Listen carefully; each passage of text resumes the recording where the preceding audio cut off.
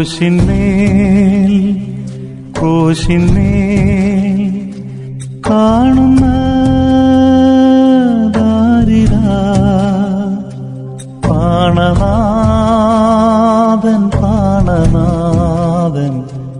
N പേർക്കായി ചാകുന്നു. പ്രാണനാഥൻ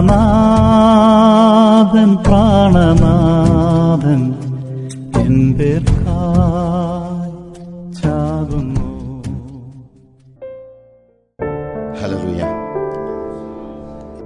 നമുക്ക് ഈ സെഷനുകളിൽ പഠിക്കാനായിട്ട് തിരഞ്ഞെടുത്തിരിക്കുന്നതായ വിഷയം യേശുവിൻ്റെ ക്രൂശിലെ തിരുമൊഴികൾ എന്നുള്ളതാണ്. യേശുവിൻ്റെ ക്രൂശിലെ തിരുമൊഴികൾ, the life, message and ministry of Jesus. യേശുവിൻ്റെ ജീവിതം, അവൻ്റെ സന്ദേശം, അവൻ്റെ ശുശ്രൂഷ, ഈ വക കാര്യങ്ങളെക്കുറിച്ച് ഒരു വ്യക്തമായ ജ്ഞാനം, അണ്ടർസ്റ്റാൻഡിങ് നമ്മുടെ സഭയിലെ നമ്മുടെ സഹോദരങ്ങൾക്ക് ഉണ്ടാകണം എന്നുള്ളൊരു ആഗ്രഹത്തിനാൽ ഞാൻ ആഫ്രിക്കയിലും ഈ ഒരു വിഷയം കൂടുതൽ സ്ട്രെസ് ചെയ്ത് പഠിപ്പിക്കാനായിട്ട് തുടങ്ങിയിട്ടുണ്ട്. കഴിഞ്ഞ ഒരു വർഷമായിട്ട് ദൈവാത്മാവ് എനിക്കൊരു വലിയ ബേർഡൻ തന്നതാണ്. യേശുക്രിസ്തുവിൻ്റെ ജീവിതം സംഭവിച്ചില്ലായിരുന്നെങ്കിൽ, യേശുക്രിസ്തു ഇൻകാർണേറ്റ് ചെയ്ത് ഈ ഭൂമിയിലേക്ക് വന്ന് നമുക്ക് പകരമായിട്ട് മരിച്ചടക്കപ്പെട്ട് ഉയർത്തെഴുന്നേറ്റ് ആ സംഭവം, അതിൻ്റെ വിവരണം നമുക്ക് ലഭിച്ചില്ലായിരുന്നെങ്കിൽ ബാക്കിയുള്ളതൊക്കെ ചേരാത്ത, നമ്മൾ സാധാരണ ഈ ജിക്സോ പസിൽസ് എന്ന് പറയുമല്ലോ, പസിൽസ് എന്ന് പറയുമ്പോഴത്തേക്ക് ഈ പല ഭാഗങ്ങൾ, ഒരു ചിത്രത്തിൻ്റെ പല ഭാഗങ്ങൾ ഇങ്ങനെ ചേർത്ത് പിള്ളേർ കളിക്കുമല്ലോ. ഈ ഗോസ്പൽസ് ഇല്ലെങ്കിൽ ബാക്കിയുള്ളതൊന്നും എന്ത് ചെയ്യത്തില്ല, ചേരത്തില്ല, അല്ലേ? അപ്പം നമ്മളിപ്പോൾ ഒരു ജിക്സോ പസിലിനകത്ത് കുറച്ച് ഭാഗമൊക്കെ ആകാശമായിരിക്കും, അപ്പോൾ അതിൻ്റെ അങ്ങേ അറ്റത്തൊക്കെ ആകാശത്തിൻ്റെ കുറച്ച് ചിത്രത്തിൻ്റെ ഭാഗമൊക്കെ ആയിരിക്കും. അതൊക്കെ ചേർത്ത് വെച്ചില്ലെങ്കിലും ഈ ചിത്രം എന്താണെന്ന് നമ്മൾ മനസ്സിലാക്കും. പക്ഷേ ഇതിനകത്തുള്ളത് ഒരു മനുഷ്യൻ്റെ ചിത്രമാണെങ്കിൽ ആ മനുഷ്യൻ്റെ ബാക്ക്ഗ്രൗണ്ട് എല്ലാം ശരിയായാലും മനുഷ്യൻ്റെ ചിത്രം നമുക്ക് ലഭിക്കാത്തിടത്തോളം കാലം ബാക്കിയുള്ളതൊന്നും അർത്ഥമുള്ളത് ആകുന്നില്ല. ഇതുപോലെ തന്നെ വേദപുസ്തകത്തിൻ്റെ എല്ലാ ഭാഗങ്ങളെയും അർത്ഥസമ്പുഷ്ടമാക്കുന്നത് യേശുവിൻ്റെ ജീവിതമാണ്. യേശുവിൻ്റെ ജീവിതം അത്രയ്ക്കും പ്രാധാന്യമാകുന്നതിൻ്റെ കാരണം അതാണ്. God incarnated in flesh. ദൈവം മനുഷ്യ ജഡത്തിൽ, ശരീരത്തിൽ വെളിപ്പെട്ടതാണ് യേശു കർത്താവ്. ആ യേശു കർത്താവിൻ്റെ ജീവിതത്തിലെ ഒരു സുപ്രധാനമായ, അല്ലെങ്കിൽ യേശു കർത്താവിൻ്റെ ജീവിതത്തെ പ്രാധാന്യമുള്ളതാക്കുന്നതാണ് യേശുവിൻ്റെ ക്രൂശ് എന്ന് പറയുന്നത്. യേശുവിൻ്റെ ക്രൂശ് മരണം സംഭവിച്ചില്ലായിരുന്നെങ്കിൽ യേശുവിൻ്റെ ജീവിതവും നമുക്ക് ഇത്രയും ഞാൻ പറഞ്ഞു മനസ്സിലാക്കണം. ഇത്രയും എന്ന് പറയുന്ന വാക്ക് കുറച്ചുകൂടെ ഒന്ന് എംഫസൈസ് ചെയ്ത് പറയുകയാണ്. യേശുവിൻ്റെ ക്രൂശ് മരണം സംഭവിച്ചില്ലായിരുന്നു എങ്കിൽ യേശുവിൻ്റെ ജീവിതം നമുക്ക് ഇത്രയും പ്രാധാന്യമുള്ളത് ആകത്തില്ലായിരുന്നു, ഇല്ലേ? ഇന്നിപ്പോൾ യേശുവിൻ്റെ ക്രൂശ് മരണത്തെ വില കുറഞ്ഞ് കാണിക്കുന്ന പ്രസംഗങ്ങളും വില കുറച്ച് കാണിക്കുന്ന പ്രസംഗങ്ങളൊക്കെ ഉണ്ട്. ക്രൂശിക്കപ്പെട്ട യേശുവിനെ അല്ല, ഉയർത്തെഴുന്നേറ്റ യേശുവിനെയാണ് ഞാൻ പ്രസംഗിക്കുന്നത് എന്നൊക്കെ പറയുമ്പോൾ അതിനകത്ത് ഒത്തിരി സംശയങ്ങൾ നമുക്കുണ്ടാകാൻ സാധ്യതയുണ്ട്. ക്രൂശിക്കപ്പെട്ട യേശു ഒരു പരാജയമായിരുന്നു എന്ന് പറയാൻ പോലും ഇന്ന് പലപ്പോഴും ആളുകൾക്ക് മടിയില്ലാത്തൊരു സ്റ്റേജിലേക്ക് വന്നിരിക്കുകയാണ്. എന്നാൽ യേശു ക്രൂശിക്കപ്പെട്ടില്ലായിരുന്നുവെങ്കിൽ യേശുവിൻ്റെ ബാക്കിയുള്ള എല്ലാ ജീവിതവും ഈ പറയുന്നത് പോലെ അർത്ഥസമ്പുഷ്ടമായിരിക്കുമെന്ന് ഞാൻ ചിന്തിക്കുന്നില്ല.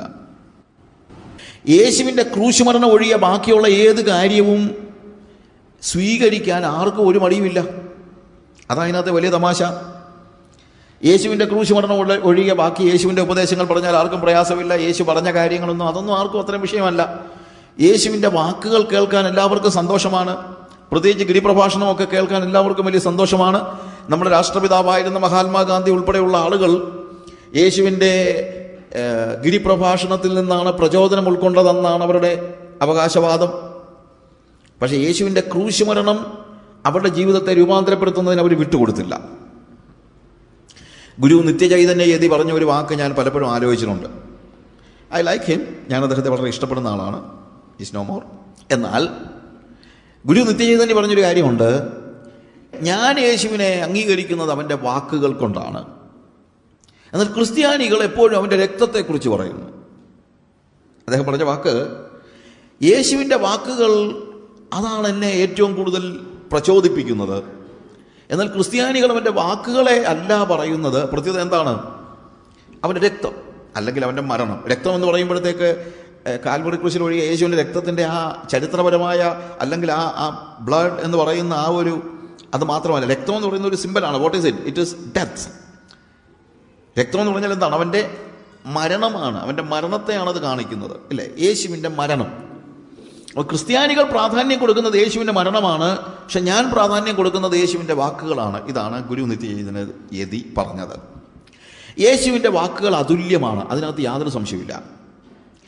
പക്ഷേ യേശുവിൻ്റെ വാക്കുകൾ അംഗീകരിക്കുന്നവരും യേശുവിൻ്റെ മരണത്തെ, അല്ലെങ്കിൽ യേശു മരിച്ചു എന്നുള്ളതല്ല, യേശുവിൻ്റെ കാൽവറി ക്രൂശിലെ മരണത്തിൻ്റെ പിന്നിലെ ആത്മീക യാഥാർത്ഥ്യത്തെ സ്വീകരിക്കുവാൻ ഇവരിൽ മിക്കവരും തയ്യാറല്ല. എന്നെ ഇപ്പോൾ യുണൈറ്റഡ് നേഷൻസിൽ വിളിച്ചെന്ന് വെക്കുക. യുണൈറ്റഡ് നേഷൻസിൽ ഒരു ഒഫീഷ്യൽ മീറ്റിങ്ങിൽ ഞാൻ യേശു ക്രിസ്തുവിൻ്റെ വാക്കുകളെ ഉദ്ധരിച്ചുകൊണ്ടൊരു പ്രസംഗം തുടങ്ങിയാൽ ആരും പറയത്തില്ല ഇരിയടാ അവിടെ നിന്നൊന്നും. കാര്യം യേശു ആ രീതിയിൽ പോപ്പുലറാണ്. ആ രീതിയിൽ ഞാൻ മറ്റൊരു രാജ്യത്തെ ഇന്ത്യൻ എംബസിയിൽ ഒരിക്കൽ ഒരു ക്ലാസ് എടുക്കാനായിട്ടൊരു അവസരം എനിക്കുണ്ടായി. ഞാൻ അവിടെ യേശുവിൻ്റെ വാക്കുകൾ കോട്ട് ചെയ്തിട്ട് ആരും പറഞ്ഞില്ല ഇരിയടാ അവിടെ നിന്നൊന്നും. കാര്യം യേശു ആ രീതിയിൽ ആളുകൾക്ക് പോപ്പുലറാണ്, ആ രീതിയിൽ. പക്ഷേ യേശു കർത്താവിൻ്റെ ക്രൂശുമരണമാണ് എൻ്റെ പാപങ്ങളുടെ പരിഹാരത്തിനുള്ള ഏക മാർഗമെന്നും അവൻ്റെ ക്രൂശുമരണത്തിലൂടെ പാപപരിഹാരം പ്രാപിക്കാത്ത എല്ലാവരും നരകത്തിലേക്കാണ് പോകുന്നതെന്ന് പറഞ്ഞാൽ ആളുകൾ ഇവിടെ ഇരിയടാ അവിടെ നിന്ന്. ഞാൻ പറഞ്ഞ മനസ്സിലാക്കണം. ഗിരിപ്രഭാഷണത്തിലെ യേശുവിനെ ആളുകൾക്ക് പരിചയപ്പെടുത്തി കൊടുത്താൽ ആർക്കും ഒരു സങ്കടവും ഇല്ല, സംശയവും ഇല്ല, ഒന്നുമില്ല. അവിടെയാണ് ഗുരു നിത്യചൈതന്യ യതി പറഞ്ഞ വാക്കുകൾ എനിക്ക് സ്വീകാര്യമല്ലാതെയാകുന്നത്. ഞാൻ പറഞ്ഞല്ലോ, യേശുവിൻ്റെ വാക്കുകൾ അതുല്യമാണ്. യേശു സംസാരിച്ചതുപോലെ ആരും സംസാരിച്ചിട്ടില്ല. പക്ഷെ യേശുവിനെ കുറിച്ച് പറയുമ്പോൾ അവൻ്റെ വാക്കുകളാണോ അവൻ്റെ മരണമാണോ മുന്നിൽ നിൽക്കുന്നത് എന്നുള്ളതാണ് ചോദ്യം. യേശുവിൻ്റെ വാക്കുകളെക്കുറിച്ച് പ്രസംഗിക്കരുതെന്നല്ല ഞാൻ പറഞ്ഞത്. ഞാൻ ഗിരിപ്രഭാഷണത്തെക്കുറിച്ച് തന്നെ ക്ലാസ് എടുത്തിട്ടുണ്ട്. You can have it. അതിനെക്കുറിച്ചുള്ള മെസ്സേജസ് ഇവിടെ അവൈലബിൾ ആണ്. മണിക്കൂറുകൾ, 15 മണിക്കൂറോളം ഗിരിപ്രഭാഷണത്തെക്കുറിച്ച് തന്നെയുള്ള ക്ലാസ്സുകളുണ്ട്. ദുർഘട വഴിയിലൂടെ എന്ന് പറയുന്ന സീഡിയിലും എല്ലാം ഗിരിപ്രഭാഷണത്തിലെ ഭാഗങ്ങളാണ് ഞാൻ ഡീൽ ചെയ്യുന്നത്. പക്ഷേ യേശുവിൻ്റെ വാക്കുകൾ അതുല്യമാണെങ്കിലും ആ വാക്കുകൾ ദൈവികമാക്കുന്നത് അവൻ്റെ മരണമാണ്. യേശുവിൻ്റെ വാക്കുകൾ യുണീക്കാണ്. ഞാൻ പറഞ്ഞല്ലോ, അത്രയും ശക്തമായ, അത്രയും യേശു പറഞ്ഞതുപോലെ ആരും പറഞ്ഞിട്ടില്ല. യേശു സംസാരിച്ചതുപോലെ ആരും സംസാരിച്ചിട്ടില്ല. പക്ഷെ അവൻ്റെ വാക്കുകളെ അതുല്യമാക്കുന്നത് എന്താണ്? അവൻ്റെ മരണമാണ്. ഇതെല്ലാം പറഞ്ഞിട്ട് യേശു മരിച്ചില്ലായിരുന്നെങ്കിൽ യേശുവിൻ്റെ വാക്കുകൾക്ക് എന്താ സഹോദരങ്ങളെ പ്രസക്തി? ഇതെല്ലാം പറഞ്ഞിട്ട് അങ്ങനെ ഒരു യേശുവിനെ എനിക്കിഷ്ടമില്ല, ഉള്ള സത്യം പറയാമല്ലോ. യേശു മരിച്ചില്ലായിരുന്നെങ്കിൽ എനിക്ക് ആ യേശുവിനോട് ഇത്രയ്ക്ക് വലിയ ബഹുമാനമൊന്നും തോന്നത്തില്ലായിരുന്നു. ചില മതാനുസാരികൾ പറയുന്നത് യേശു കർത്താവ് മരിച്ചില്ല, പകരം യേശു മരിക്കാറായപ്പോൾ യേശുവിനെ ദൈവം അങ്ങ് എടുത്തു, എന്നിട്ട് യൂദാസിനെ യേശുവിൻ്റെ മുഖരൂപം കൊടുത്തു.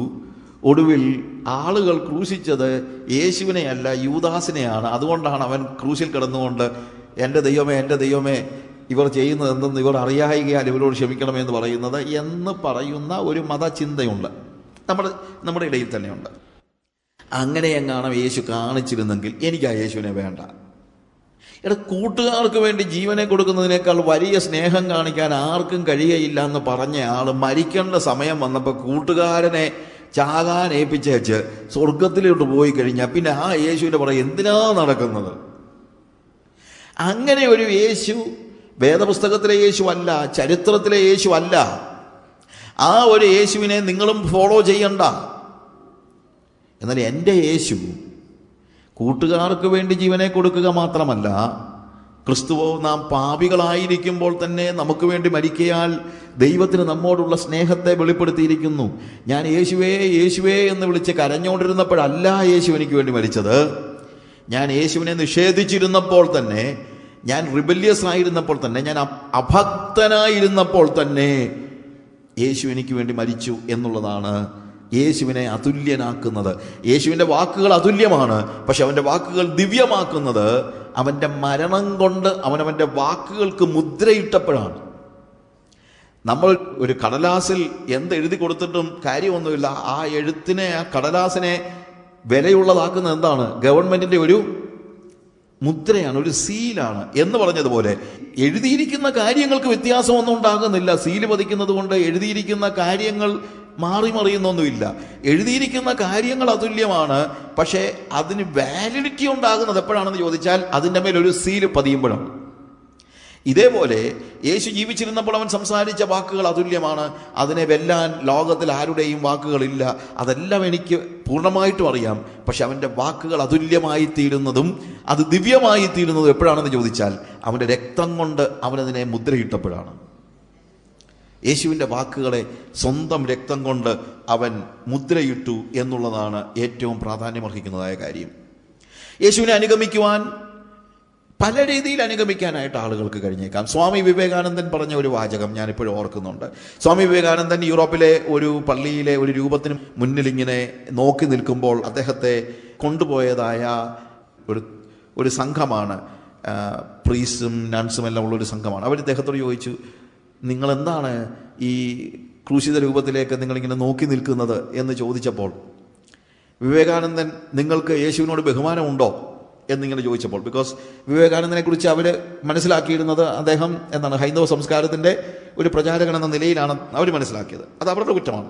ഓക്കെ, പക്ഷെ അദ്ദേഹം പറഞ്ഞ വാചകം എന്താണെന്നറിയാമോ? If I were living at the time of Jesus in Palestine, I would have been washing his feet not with my tears but with the blood of my heart. ഞാൻ യേശുവിൻ്റെ കാലഘട്ടത്തിൽ പലസ്തീനിൽ ജീവിച്ചിരിക്കുന്ന ഒരു വ്യക്തിയായിരുന്നെങ്കിൽ ഞാൻ അവൻ്റെ പാദങ്ങളെ കഴുകുന്നത് എൻ്റെ കണ്ണുനീര് കൊണ്ടായിരിക്കുമായിരുന്നില്ല, പ്രത്യുത എൻ്റെ ഹൃദയരക്തം കൊണ്ടായിരിക്കുമായിരുന്നു. അത്രയ്ക്കും ബഹുമാനം സ്വാമി വിവേകാനന്ദന് യേശുവിനോടുണ്ടായിരുന്നു. തീർച്ചയായും യേശു ബഹുമാനിക്കപ്പെടേണ്ട ആളാണ്.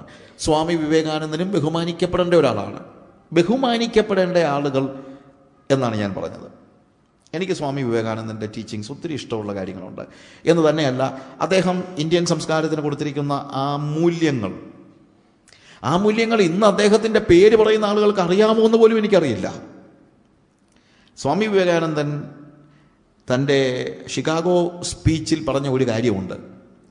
നിങ്ങൾക്ക് എക്സ്ക്ലൂഷൻ എന്ന വാക്ക് സംസ്കൃതത്തിലേക്ക് തർജ്ജമ ചെയ്യാൻ കഴിയില്ല. കാര്യം ഞങ്ങൾ ആരെയും ഒഴിവാക്കുന്നില്ല, എല്ലാവരെയും എല്ലാത്തിനെയും സ്വീകരിക്കുവാൻ ഒരുങ്ങിയിരിക്കുന്നവരാണ്, എല്ലാം ഉൾക്കൊള്ളുവാൻ മനസ്സുള്ളവരാണ് ഭാരതീയർ എന്ന് സ്വാമി വിവേകാനന്ദൻ പറഞ്ഞു.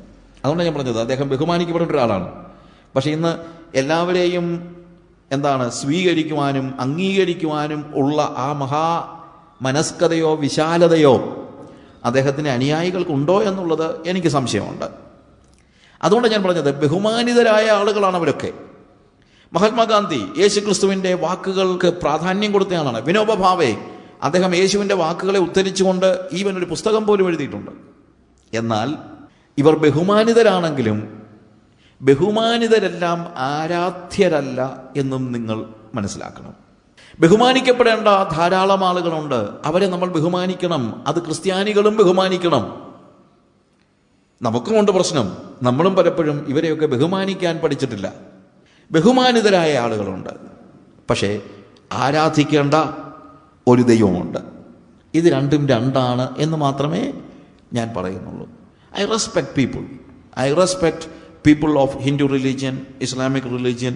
എനിക്ക് ബഹുമാനമുള്ള അനേക ഇസ്ലാമിക് ടീച്ചേഴ്സുണ്ട്, നല്ല ഫ്രണ്ട്ഷിപ്പ് സൂക്ഷിക്കുന്ന ആളുകളുണ്ട്. പക്ഷെ അതും ആരാധനയും തമ്മിൽ നമുക്ക് കൂട്ടിക്കുഴയ്ക്കാൻ കഴിയില്ല. ഞാൻ പറഞ്ഞ മനസ്സിലായല്ലോ. യേശുവിൻ്റെ പ്രത്യേകത എന്താണ്? യേശു ബഹുമാനിതനുമാണ്, അവൻ ആരാധ്യനുമാണ്. ആരാധ്യരായ ആളുകൾ തീർച്ചയായും ബഹുമാനിതരായിരിക്കും. നമുക്ക് ബഹുമാനിക്കാൻ കഴിയാത്ത ഒരാളെ നമുക്ക് ആരാധിക്കാൻ കഴിയില്ലല്ലോ. പറ്റുമോ? ഇല്ല. നമുക്ക് ബഹുമാനിക്കാൻ കഴിയാത്ത ഒരാളെ നമുക്ക് ആരാധിക്കാൻ പറ്റുമോ? ചിലർ അങ്ങനെയുമുണ്ട്, ബഹുമാനമൊന്നുമില്ല, പിന്നെ ആരാധിച്ചേക്കാം, കാര്യം വല്ലതും കിട്ടുന്നെങ്കിൽ കിട്ടട്ടെന്ന് വെക്കുന്നവർ. ബഹുമാനിതരല്ലാത്ത ആളുകളെ നമുക്ക് ആരാധിക്കാൻ പറ്റില്ല. അപ്പോൾ ആരാധ്യർ എല്ലാവരും തന്നെ ബഹുമാനിതരാണ്, പക്ഷേ ബഹുമാനിതർ എല്ലാവരും ആരാധ്യരാകണമെന്നില്ല. ആരാധിക്കുവാൻ യോഗ്യൻ അവൻ യേശു. അവൻ്റെ വാക്കുകൾ കൊണ്ടല്ല, അവൻ്റെ വാക്കുകൾ കൊണ്ട് അവനെ ബഹുമാനിക്കാൻ കഴിയും. പക്ഷേ അവൻ ദൈവമായതുകൊണ്ട്, ബിക്കോസ് ഹി ഈസ് ഗാഡ്, അവൻ ആരാധനയ്ക്ക് യോഗ്യനാണ്. ദൈവം മാത്രമേ ആരാധനയ്ക്ക് യോഗ്യനായിട്ടുള്ളൂ. He is worthy to be worshipped. I am worshipping God not because he is forcing me to worship God. ഞാൻ ദൈവത്തെ ആരാധിക്കുന്നത് ആരാധിച്ചില്ലെങ്കിൽ അടി കിട്ടുമെന്ന് പേടിച്ചൊന്നുമല്ല. പലപ്പോഴും ആളുകളുടെ ചിന്ത അതാണ്. പലരും ആരാധിക്കുന്നത് എന്താണെന്നറിയാമോ? ആരാധിച്ചോണം കേട്ടോ, ഇല്ലെങ്കിൽ ദൈവം നിന്നെ പിടിക്കും. ആരാധിച്ചോണം, ഇല്ലെങ്കിൽ അടി കിട്ടും, ഓർത്തോണം. എൻ്റെ പ്രിയമുള്ളവരെ, ആരാധിച്ചില്ലെന്നും പറഞ്ഞ് അടിക്കുന്ന ഒരു ദൈവത്തെയും എനിക്ക് ബഹുമാനമില്ല. അതെന്താണ്? ഇതെന്തോ അടിച്ചു വാങ്ങിക്കേണ്ട കാര്യമല്ലോ ആണോ ആരാധന എന്ന് പറയുന്നത്? അങ്ങനെയൊന്നും ദൈവം ആരാധിച്ചില്ലെന്ന് പറഞ്ഞാൽ അടിക്കത്തുമൊന്നുമില്ല. അടിക്കുന്നതിന് വേറെ കാരണം കാണും, പക്ഷേ ആരാധിച്ചില്ലെന്നും പറഞ്ഞുകൊണ്ടൊന്നും ദൈവം അടിക്കത്തൊന്നുമില്ല. ആരാധിക്കുന്നത്, ഞാൻ ദൈവത്തെ ആരാധിക്കുന്നത് എന്തെങ്കിലും പ്രതീക്ഷിച്ചുകൊണ്ടുമല്ല. ചിലപ്പോൾ ആളുകൾ, നല്ലൊരു ശതമാനം ആളുകളും ആരാധിക്കുന്നത് എന്തുകൊണ്ടാണെന്ന് ചോദിച്ചു കഴിഞ്ഞാൽ, ആരാധനയെങ്കിൽ വിടുതലുണ്ട്, ആരാധനയെങ്കിൽ സൗഖ്യമുണ്ട്, ആരാധനയെങ്കിൽ അതുണ്ട് ഇതുണ്ടെന്നൊക്കെ പറഞ്ഞ് നമ്മൾ പാട്ടുമൊക്കെ പാടി ഇങ്ങനെ, അതുകൊണ്ട് ആരാധിച്ചു കഴിഞ്ഞാൽ നിനക്ക് വിടുതൽ, ആരാധിച്ചാൽ വിടുതൽ, ആരാധിച്ചാൽ സൗഖ്യം, ആരാധിക്കുമ്പം ബന്ധന വഴിയും കുടം ഉടയും, ഒത്തിരി കാര്യങ്ങളുണ്ട്. നമ്മൾ പാട്ട് പാടിയും വേദപുസ്തകത്തിലെ ചില വാക്യങ്ങൾ തിരിച്ചും മറിച്ചും വെച്ച് നമ്മൾ നമുക്ക് വേണ്ടി ഉണ്ടാക്കിയെടുക്കുന്ന ചില ഒത്തിരി കാര്യങ്ങളുണ്ട്.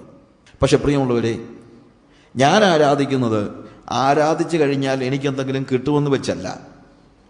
എൻ്റെ പിള്ളേർ എനിക്ക്, ഞാൻ ചെല്ലുമ്പോൾ ഓടി വന്ന് എനിക്കൊരു ഉമ്മ തരുന്നത്, ഉമ്മ തന്നില്ലെങ്കിൽ എനിക്കൊരു ചുംബനം തരുന്നത്, നിങ്ങൾ ചിന്തിക്കണോ? ഞാൻ പറഞ്ഞിട്ടുണ്ട്, എല്ലാ വൈകുന്നേരവും സ്കൂൾ വിട്ട് വരുമ്പോൾ ഓടി വന്ന് എൻ്റെ ഇടത്തെ കവിളിലും വലത്തെ കവിളിലും ചുംബിച്ചിരിക്കണം, ഇല്ലേ അടിച്ച് പൊട്ടിക്കും ഞാൻ എന്നെല്ലാം പറഞ്ഞിട്ടാണോ പിള്ളേർ എനിക്ക് വന്ന് ചുംബനം തരുന്നത്? അതോ മോളെ ഒരു കിസ് തന്നേ, ഞാൻ നിനക്കൊരു മുട്ടായി തരാം എന്ന് പറഞ്ഞുകൊണ്ടാണ്? അങ്ങനെയാണെങ്കിൽ അതിനൊക്കെ എന്ത് വിലയാണ് ഉള്ളത്?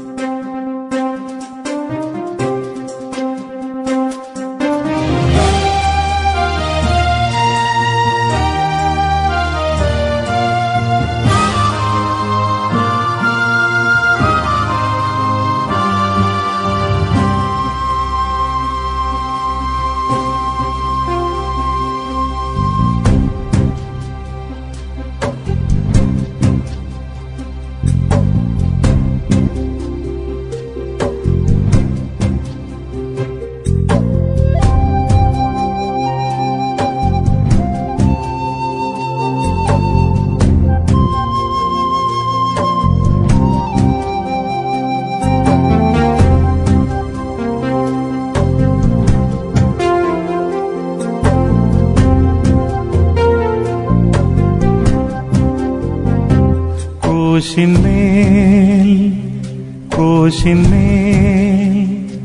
കാണുന്ന ദാരിദ്ര്യ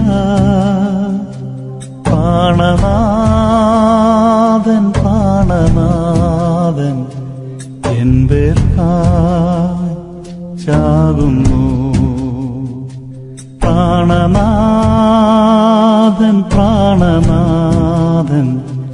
എൻ പേർക്കായി ചാകുന്നു.